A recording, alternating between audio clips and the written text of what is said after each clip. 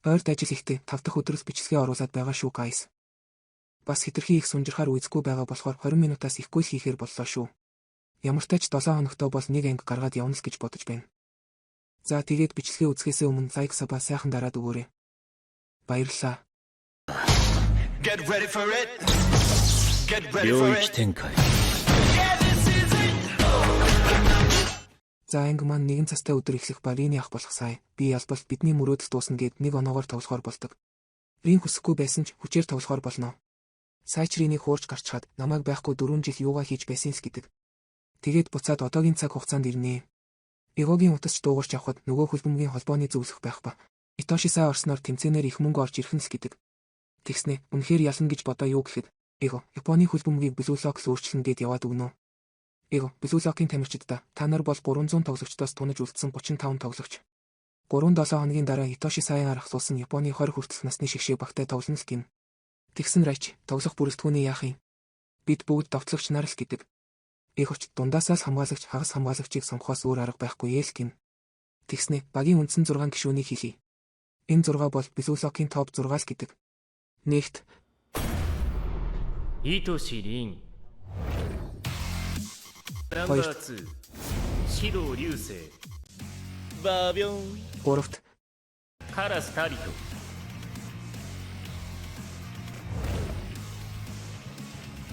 дөрөвт Отоя Эйта. тавт Юкимия Кенью. зургаад Наги Сэширо. тэгсэн энэ нүдний шилт яагаад би тавт байгаа юм? Нэгээсээ юугаараа ялгаатай юм л гэдгийг. Тэгсэн Эго дэлхийн түвшний 5 тоглогчдоос оноо авсан энэ хоёр л болохоор гэж хариулдаг. За ингээд сонгон шалгаруулалт эхэлнэ. Энэ 6 дээрээсээ доош 2-2-ороо 3 багт хуваарлагдана. Харин үлдсэн 29 гишүүн нь хинтээ цуг баг болохоо сонгож 5 гишүүнтэй баг бүрдүүлнэ. Тэгээд 5-ын эсрэг 5 тоглоно. Гэхдээ ганцхан л удаа. Энэ ганц тоглолтоор л Японы шигшээтэй хин тоглохыг шийднэ л гэдгийг. Тэгээд нэг багт нь нэг хүн дутах учраас нэг тоглогчийг оруулж 7-д орсон бачаараа тоглохоор болдог. Тэгсэн Исаги өдийг хүртэл цуг тоглосон мөртлөө бүгд надаас илүү юм уу л гэж боддог. Ингээд топ 6-аг өөр рүү явуулна. Явах үед нь Эго энэ ранк нь өдийг хүртэлх ранк шүү. Топ 6-ч гэлээ унахгүй гэж бүү бодорой л гэдэг. Үлдсэн тоглогч нарт Эго топ 6-гийн эсрэг өөрсдийн үнцэн болон борлуулшгүй гэдгийг нотол. Сүүлд нь тэднийг давж гар. Та нарын хувьд тэд бол цуг тоглох нөхөд чинь биш л гэдгийг. Тэгснээ сонгох хугацаа гарч ирнэ. Харин нөгөө талд топ 6 байгаа газарт Шидо орж ирснээр энэ удаа Ринийг цохих гэдгийг. Ринч болтож чаддаг. Тэгсэн нөгөө хитэн салгайч гэж боддоггүй юм. Наагич сурснараа тоглоомоо тоглоостой. Ринч Шидог заандаж миний тоглолтод саад болбол алан шүүлт гин. Тэгсэн Шидо би хөлбөмбөг тоглодоггүй. Зүгээр л биологийн хэрэгцээ гээд дахиад цохих гэж байхад Эго гарч ирнэ. Эгоч ухамсартай байгаа ч л гэдэг. Тэгснээ та нар ганцаараа хийж чадахгүй шин довтлогоо үзүүл. Хамтрагчигаа чамайг дэлхийн шилдэг довтлогч болгох хэрэгсэл гэж бод. Түүнээс илүүтэй өөрсдийн байр сууриа бусдаа бүү алт. Та нар Блулокийн оргил дээр байгаа. Өөрсдийгөө сорхийг чинь хармаар байна л гэдгийг. За ингээд бүгд багаа сонгосноор сонгосон багийг танилцуулахаар боллоо. Тэгтэл Исаги Ринийг сонгожээ. Бачирач бас Ринийг сонгож. Харин би багийг баруун Райчи, Нико Чигирийг сонгожээ. Харин Нагигийн багийг Зантцу, Гагмару тэгээд Рё сонгожээ. Тэгсэн энэ хооронд нөгөө Японы хөлбөмбөгийн холбооны зөвлөгч чинь улсын шигшээ багийн дасгалжуулагчтай Блулокийг бицэл. Хинэн мэдэгдэхгүй баачгад Японы хөлбөмбөгийг булаалгахгүй шүүлс гэж хэлж байдیں۔ Тэгснээ нэг хүн рүү хараад найдлаа шүү, ахсагч аал гин. Тэгсэн энэ нөхөр найдаж болно л гэдэг. Нийт 5 тоглолт болох ба дундаа 6 цагийн зайтай. Шудраг болохын тулд бусдынхаа тоглолтыг үзэж чадахгүй л гин. Тэгээд эхний тоглолт A баг болон B багийн хооронд болох ба тоглогчдыг санамсаргүй байдлаар сонгоно. A багийн эхний тоглогчоор 2 дахь тоглогчоор 3 дахь тоглогчоор харин B багийн эхний тоглогчоор 2 дахь тоглогчоор 3 дахь тоглогчоор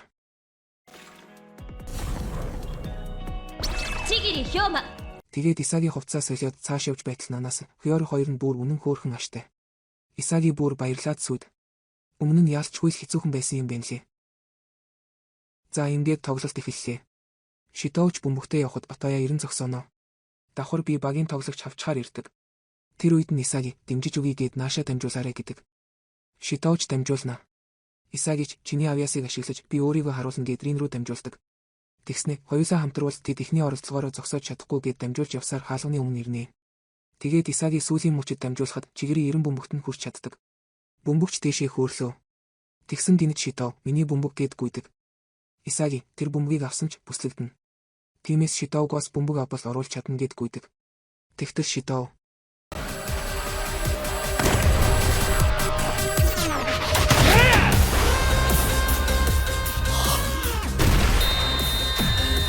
харахгүйгээр цохиж оруулт юм да. Тэгснэ миний эс бүхэн гол оруулахын төлөө үрждэг л гэдгийг. Тэгсэн Табито гэх нөхөр бүх мэдээллийг оруулаад ерөнхийд нь ойлгочихлоо. Одоо гарганаас гэдгийг.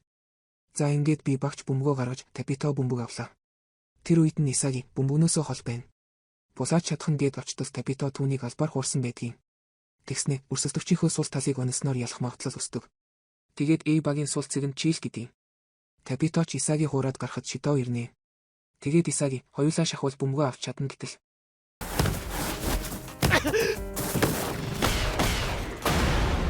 Гэж хуурч гараад зохиж оруулдаг.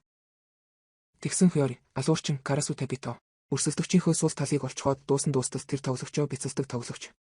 Нүдэнд нь мөртөжтэй Исаги л гэдэг. Тэгсэн өмнө нь цуг нэг багт тоглож байсан л гэдгийг. Тэгсний нэг зөвлөгөө өгөхөд сул талаа мартаад давуу талаараа тулалдал гэдэг. Исагич дотроо орон зайг мэдрэх чадвар. Бөмбөггүй тоглолт. Нэгээр цохилт энэ гурваар л тулалдах нь гэж боддог. Ринч Шитоо руу голоос гаргаж тоглолт эхэллээ. Шитооч саяных шигээгээд Исаги руу дамжуулдаг. Тэгтэл Табито ирэм Риний дамжуулах замыг нь хаалаа. Тэгснээ шууд биеэрээ шахаж гараа ашиглан бөмбөгийг нь булаалаа. Исаги сая л нэг юм ойлгожээ.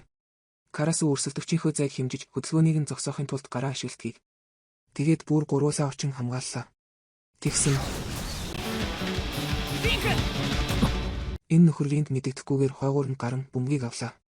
Карасу бөмбөг эзэмшилтээрээ бусдыг татах хооронд зүүдрээр довтлогч. Нинжа Отоё оруулснаар 2-1 болно. Алуурчин Нинжа 2-ын хамтарлаар 3-дугаар сонгон шалгаруулалтыг давсан л гэдгийг. Тэгээд бөмбөгөө гаргахтал Исагийг Табито аваад байгаа болохоор Рин шууд нөгөө тал руу Фьори руу дамжуултыг. Фьори ч Исаги шиг нэгээр дамжуулж байлаа. Тэгсэн Рин дээр Нинжа Отоё ирлээ. Тэгсэн Рин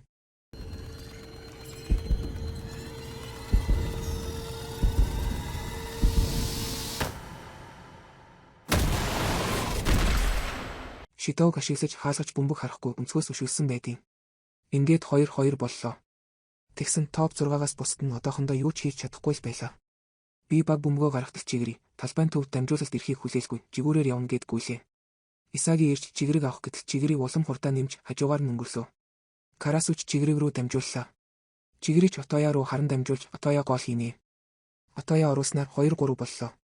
Багч бөмбөгөө гаргаж Рин өмнөх шигийг Фьори руу л дамжууллаа. Тэгсэн Исаги Фьори тоглолтод орох гэж чадах бүхнийг хийж байна. Би ч бас чадах зүйлээ хийн гээд хаалганы урагшаа явтал Карасу дагаад хүрээд ирнэ. Исагич мултрах гэж үзээд чаддаггүй. Тэгээд Фьоригоос дамжуулалт ирэх үед Рин Шитоо 2 хоорондоо мөргөлдөж оруулж чаддаггүй. Бөмбөгийг чигрэж авч Отоё руу дамжуулж Отоё Карасу руу дамжуулж Карасу тогтом гол оруулснаар бүр 2-4 болоодохно. Тэгсэн Исаги яагаад тэр 2 мөргөлдөж хөвөө? Хариулт нь адилхан ч үйл явц нь өөр болохоор болсонгүй юу гэтэл гинэт энэ миний ашиглах хэсэг үү гэж бодно. Тэгээд тэд өөрсдийн голын төлөө л явж өдийг хүрсэн. Тэгвэл миний хийж чадах зүйлс гэвэл Рин Шитоо 2-ыг холбох юм уу? Оролдож үзэхээс өөр арга алгал гэж боддог. Тэгээд баг бөмбөгөө гаргана. Ринч Фьори руу дамжуулаад явтал Отоё ирж Ринийг хамгаалдаг. Тэгсэн Исаги цаагуур нь гарч ирэн нааша дамжуулаарэ гэхэд Табито дахиад ирчихсэн байна. Тэгсэн тэр үед Нанасе голоор нь орж ирдэг. Нанасе Исагиг Ринд дэмжлэг үзүүлэх гэж байгаад мэдээд Исагиг дэмжихээр гүйжээ. Фьорич дамжуулахтай зэрэгцэн Исаги Табитогоос мултрах гэж эсрэг тал руу нь гартал Табито мэддэг. Тэр үед нь Исаги дахин нөгөө тал руу нь гарангаа Табитогийн гараас мултарч гарч чаддаг. Тэгээд Исаги Рин руу хаях гэсэн ч Отоё байгаа болохоор хэцүү юм гэж боддог.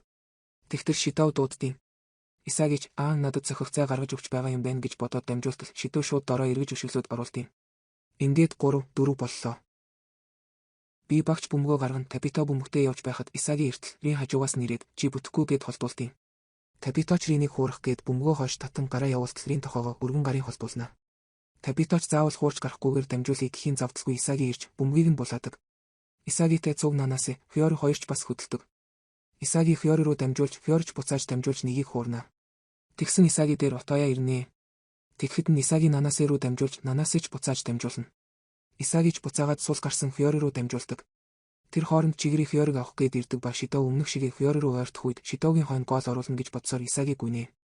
Тэгээд Фьорич дамжуулж Исаги дээр ирэхэд Исаги бөмбөгөндөө хүрдэггүй юм да. Исаги бүгдийг нь харсан ч миний биеийн хүч хүрсэнгүйс гэж боддог. Одоо яаж цаагуур нь бөмбөгийг цэвэрлэж гаргана. Тэгсэн өшөлсөн бөмбөг рүү Рин Табито 2 ирж байх ба Рин төрүүлж өшөлсөд гол оруулна. Исаги дотроо бид өөрсдийгөө баталж Рин Шидотой нэг баг болж чадна. Гэхдээ энэ миний хүссэн хөл бөмбөг биш гэж л бодно.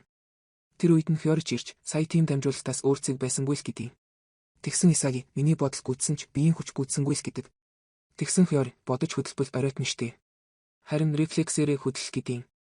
Ингээд би багч бөмбөгөө гаргалаа. Тэгээд Табито бөмбөгтэй байх ба Рин ирэхэд Табито Отоя руу дамжуулдаг. Отояч буцаагаад дамжуулахад Исаги дамжуулахыг нь мэдэн булаах гэж ирдэг. Табито харин суус гарах чигрээ рүү урагшин дамжуулдаг. Тэгтэл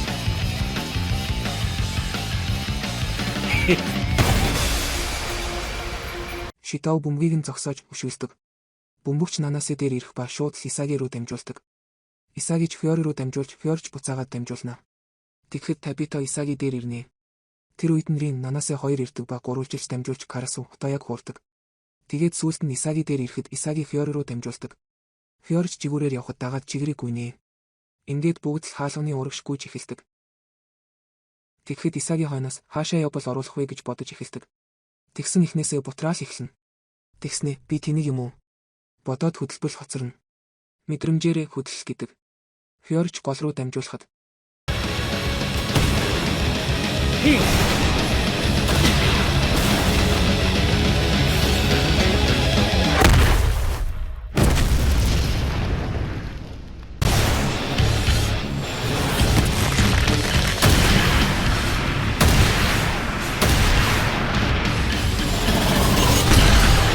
гэж оруулан 5-4 харьцаатай тоглолт дуусна. Исаги саяны голыг яаж оруулснаа мэдэхгүй ч саяны мөчид Бирийн Шидо 2-ыг давсанс гэж боддог. Дараагийн тоглолт A багийн эсрэг C баг тоглох ба 3 дахь тоглогчоор Рё сонгогдсон байдаг. За хяналтын өрөөнд Исаги Нанас Фьори 3 тоглолтоо дахиж үзэж байна. Тэгэхэд Исаги Фьоригоос яагаад надад рефлексээрээ хөдөлөх гэсэн гэж асуудаг. Тэгтэл Фьори Тетристтэй төстэй л гэдیں۔ Тетрис анхандаа удаан болохоор бодонгоо хөдөлдөг. Гэхдээ сүүлдээ хурдлаад бодохч зав байдаггүй штэ. Рин Шидо 2-ын хурд тэр зэргийн хэцүү гэж бодоод л гэдیں۔ Блокууд хэрхэн мөрөгдсөн байна? Одоо ямар блок ашиглах уу? Дараа нь гарч ирэх блок юу гэх мэдээллийг ойлгож бодож хөдлөнө. Чадварлаг тоглогч гайхалтай хурдаар тэгж тоглодог. Тэд рефлексээрээ тэр товчлууруудыг дарсаар байдаг. Хөл бөмбөгч бас үүнтэй адил гэдیں۔ Тэгсэн Исаги нэрээ би тэр үед хаана хин юу хийж дамжуулалт хаанаас ирэх гээд бүгдийг харж чадсан. Чадвараа тусдал ашигласан болохоор тэр голыг хийж л гэдیں۔ Тэгснэ Исаги юунаас илүүтэй та хоёр байгаагүй бол боломжгүй байлаа. Баярлалаа хоёроо л гэдэг. Тэгсэн Нанасэ Рин тэр хоёрыг бол гүйцэхгүй байсан юм. Гэхдээ таны тоглолтыг бол гүйцэж чадах юм шиг санагдаад л гин. Фьорич бас би тоглолтоороо л тоглосон. Гуруулаа чадах бүхнээ хийсэн гэж бодож ийнө л гэдیں۔ Тэгээд гуруулаа сайн ажилласаа гэд гараа зогтгоо. За ингээд 2 дахь тоглолт эхлэхэд бэлэн болж Наги Рё руу гаргаснаар эхэллээ. Рёч Нагид өөрийгөө баталж харуулна гэж бодсоор явдаг. Тэгээд Рё Наги руу дамжуулдаг ч хамгийн өндөр тоглогч болох Ишкари мөргөж зогсоодог. Мөргсөн бөмбөгийг Рин аваад явхад Шидо наашаа гэхэд Рин үл тоодог. Тэгсэн Ягури ирээд намайг ашигла. Би хэрэг болно шүү л гэдیں۔ Рин ч Ягури руу дамжуулахад Ягури топ 1-ээс дамжуулалт авчихлаа гэд баярлалтал урд нь Рё гарч ирнэ. Ягури ч хин рүү дамжуулах уу гэж бодож байтал Шидо юугаа хийгээд байгаа гэд орилоход Ягури айсандаа Шидо руу дамжуулчихдаг. Шидоч Гагмүргийн хойно гарахад Гагмүр хойд талаараа өшөглөж зогсоодیں۔ Тэгээд бөмбөг топ 5 дээр ирлээ. Тэгэхэд нь Рин ч ирж хамгаалдаг. Тэгтэл энэ нөхөр өрсөлдөгчийнхөө хүндийн жингийн эсрэг тал руу нь шилжиж топ хурдаар залаад яв. Бачира арга техникээрээ хуурдаг бол энэ залуу хурд хүчээрээ хуурч гардаг топ 5 Юкимия Кину буюу нэгийн эсрэг нэгийн эзэн хаанс гин. Тэгээд хоёроороо ирж хамгаална.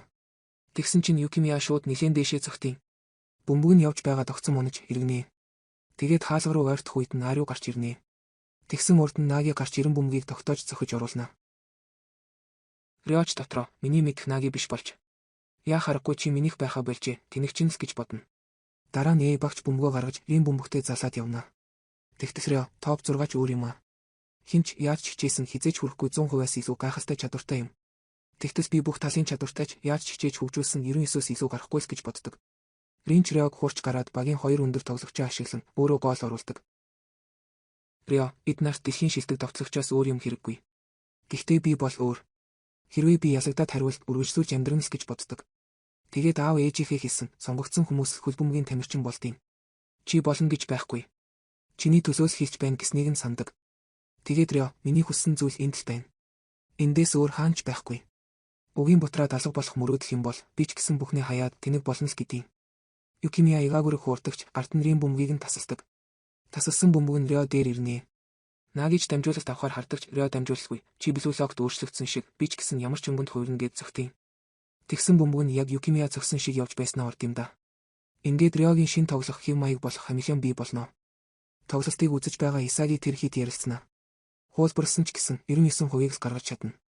100%-аас илүү ойрог хувилбартай тааруул тийм амар ялахгүй ээ л гэдэг. Мөн өндөр хурд гих мэт физик шинж чанарыг хуулбарлаж чадахгүй л гэдэг. Энэ хооронд тоглолт 5-3-аар тоглолт дуусна. Риоч топ 6-аг ялах хэмжээнд биш байна. Гэхдээ цааш хөгжих аргаа оллоо л гэж боддог. Тэр үед нь Наги ирэн ясагдсан ч гой гол байлаа л гэдэг. Рио хариуд нь гэхдээ л хангалтгүй байгаа бидтэй чамд хүлээн зөвшөөрөгдөхөд гэхэд Нагич шулуухан тиймгээд хэлчихдэг. Рио тэгвэл яах вэ? Дээрээс хараад байж бай. Чиний гүйцэж чадхааргүй тоглогч болно л гэдэг. Нагич ойлголоо гэд яваад өгнө. Тэгэхэд Рио би заавал өөрийн хүссэн зүйлээ аавна л гэдэг. Энэ хооронд Итоши сая энэ хоёр нөхөртэй уулзаад шигшээ багийн чин тоглолтыг үзсэн. Ёстой хог. Ялангуяа тэр довтлогч нь би Блулогийнхонтой тоглох болохоор л зөвшөөрсөн. Гэхдээ ийм багтай бол яриад хэрэггүй. Би гарлаа л гэдэг. Тэгсэн довтлогч л таалагдахгүй байна уу?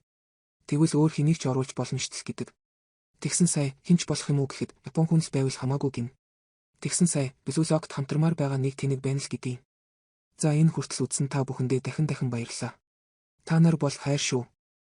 Дараа 7 хоногийн аль нэг өдөр дахин уулзцгаая guys.